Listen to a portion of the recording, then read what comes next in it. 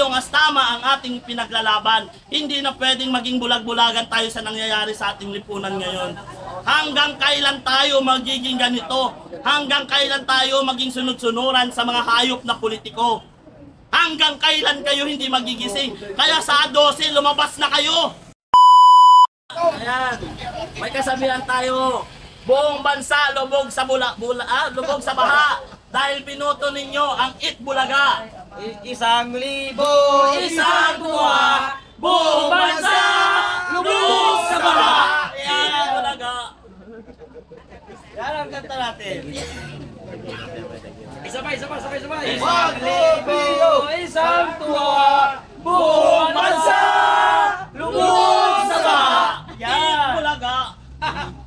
No? So ayan, kung saan tumanda si Senator Tito Soto sa Senado, kung saan siya tumanda, doon pa naging paurong ang kanyang utak. Diba? Kailan pa tayo maging matalino? Hindi porket sikat ang Itbulaga ay ibuboto natin agad ang isang utak talangka sa Senado. Sir, marami pa daw natulungan yung Itbulaga kaysa sa Senado eh. Kumita din naman sila sa Itbulaga. Saan ba sila yumaman? Di ba sa sponsorship din? Ay dapat lang. Pero dahil hindi porkit marami silang natulungan, ibinoto nyo. Tingnan nyo ano nangyari ngayon. Buong bansa nalulubog sa baha. Dahil ang Senate President ninyo utak, napakabobo. Yun lang. Sakit naman sir. Irritating yun ah. Ha? Irritating. Oo. Wala akong pakialam kung isusumpinan niya ako. Karapatan ko magpahayag ng opinion ko laban sa kanya bilang nagbabayad ng tax sa Pilipinas. Kung ayaw niya i-criticize siya, putang ina mo, umalis ka sa pagkasenador. Sino yung papalit natin? Ipalit ang karapat dapat na maupo dyan sa Senado. Huwag na natin iboto ang dapat walang alam. Kawawa ang bansa. Tingnan naman ano nangyayari sa bansa ngayon. Bentalo! Diba? Nagkakagulo, nagkawatak-watak ang Pilipino dahil sa mga administrasyon ngayon na wala nang ginawa kundi magpakabangag. Sir, anong komento mo na si Erwin Tulfo na po ang bagong Senate Blue Ribbon? Tangina, isang mambabali ng batas ilalagay ninyo sa Senate Blue Ribbon Committee. Nasaan ang mga utak ninyo? Bakit nasa mga utak nila? Nasaan? Yan ang sinasabi ni Kuya Park na naghalo na ang utak at saka tae. Kaya wala na matinong pag-iisip. Yan, Tito Soto na yan. Sino ang Blue Ribbon? Erwin Tulfo. Erwin Tulfo, eto ka. Baka mas matalino pa sa'yo yung 10 years old na bata. Diba? Erwin Tulfo. Pero binabanggit natin ang pangalan, Erwin Tulfo lang. Kasi baka sabihin ni ano nga yun yung Ben Tulfo na pinalahat. Bakit? Yung mga tulpo mahirap lang naman kaya nila. Ang malalaking tao, hindi naman nila kaya. Rafi Tulfo, I challenge you. Imbestigahan mo yung party-party na ginawa ng anak mo doon sa Las Vegas. Yan. Magkano yun? 2 million. Yes. Kainan. Mamaya, pagka alis itong empleyado, kausap ko rin police mo. Book tayo. Sige. Shoutout 2 Pilipino Boy. million pesos. Nasaan? Huwag niyong sabihin na hindi gamit niyo pera ng taong bayan. Putang ina, sinabi ni Sadi ko rin yan noon eh. Diba? Pero pera ng taong bayan yung ginagastos ninyo. Habang nasa politiko kayo, na niluklok kayo ng taong bayan, wala kayong karapatan na magreklamo kung i-criticize kayo ng sambayan ng Pilipino. Kung ayaw ninyo na i-criticize kayo ng sambayan ng Pilipino, putang ina ninyo, magsitago kayo sa bahay nyo. Huwag kayong tumakbo sa politiko. Huwag kayong balak sibuyas. At saka ito, tulad yan na sinasabi natin palagi, ang ating pagtitipon ay gusto natin kapayapaan. Ang kapulisan ay hindi natin kaawayan. Yes, tama yan. Nandyan yan yung sinumpaan nilang salaysay, na protektahan nila ang taong bayan. Pero tama rin itong ginagawa natin, ay paglaban natin ang inang bayan natin. Kaya pareho tayong walang maling ginagawa. As long as tama ang ating pinaglalaban, hindi na pwedeng maging bulag-bulagan tayo sa nangyayari sa ating lipunan ngayon. Hanggang kailan tayo magiging ganito? Hanggang kailan tayo maging sunod-sunuran sa mga hayop na politiko?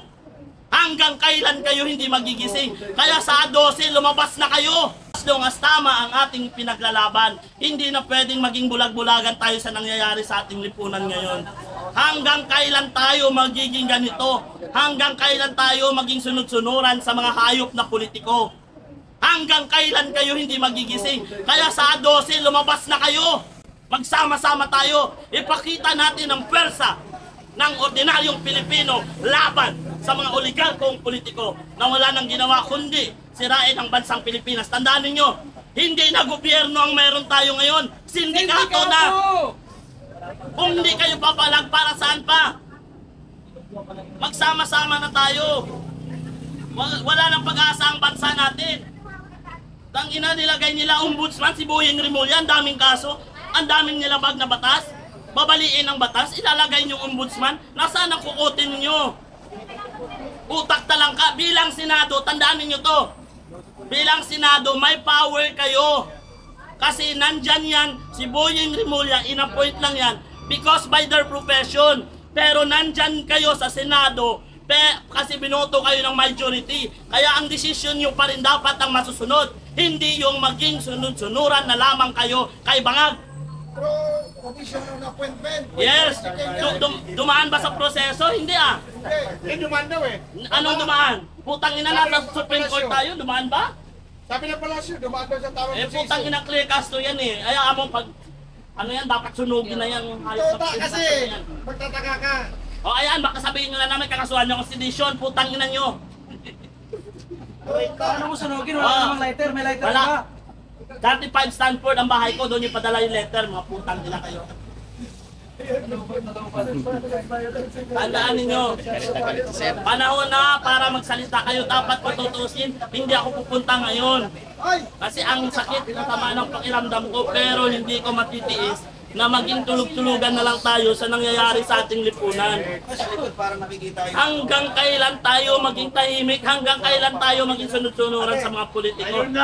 Tandaan ninyo, kahit kanila ni Sir, magandang gabi po sa inyo Sir, kahit sila ni Sir, taxes natin na nagpapasweldo sa kanila. Kaya karapatan natin magpahayag ng ating saloobin at opinion laban sa gobyerno. Hindi pwedeng maging tahimik na lang tayo. Hanggang kailan kayo magiging duwag?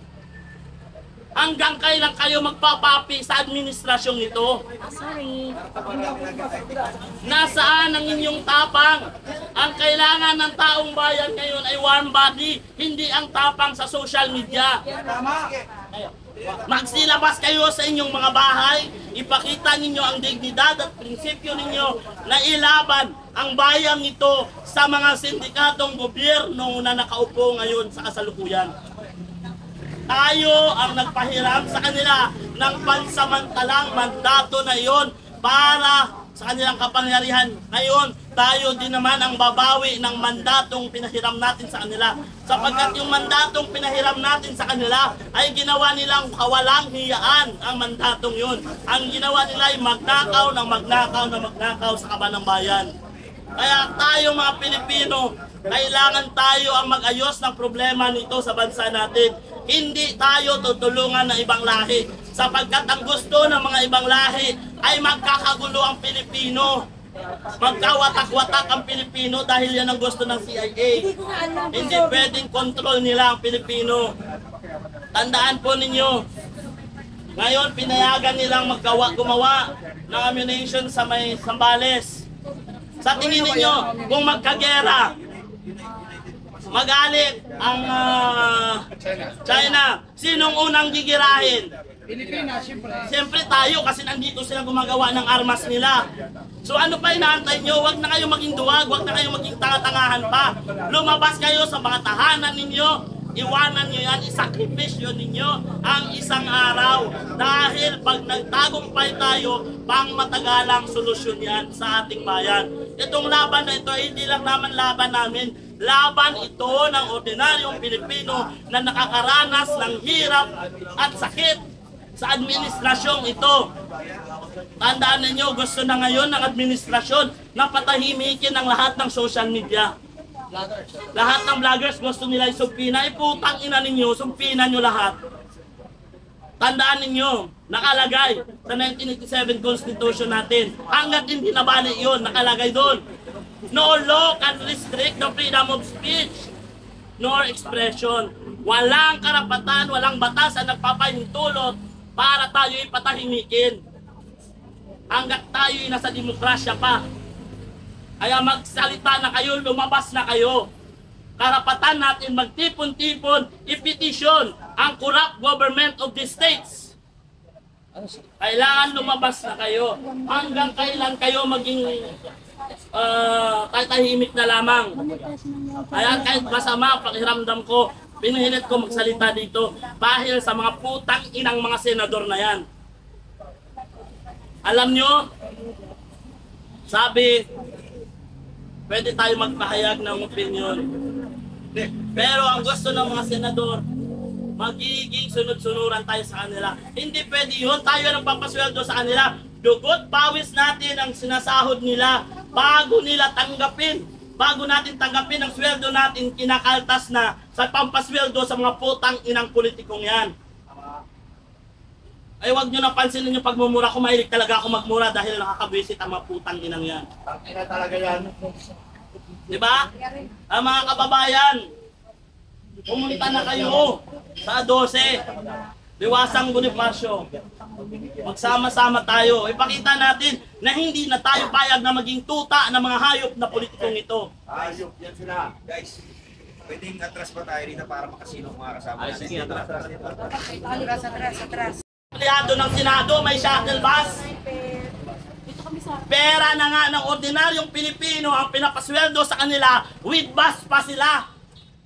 With service pa sila. Habang tayo mga ordinaryong Pilipino, nakipagpantintero kung saan-saan makasakay, makauwi man lang. Nasaan ang hustisya?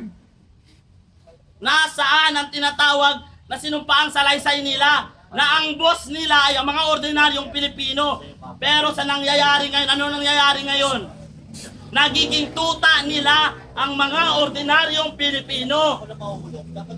Naging sunod-sunuran ang mga ordinaryong Pilipino. Walang makukulong sa atin sapagkat karapatan natin magpahayag ng opinyon.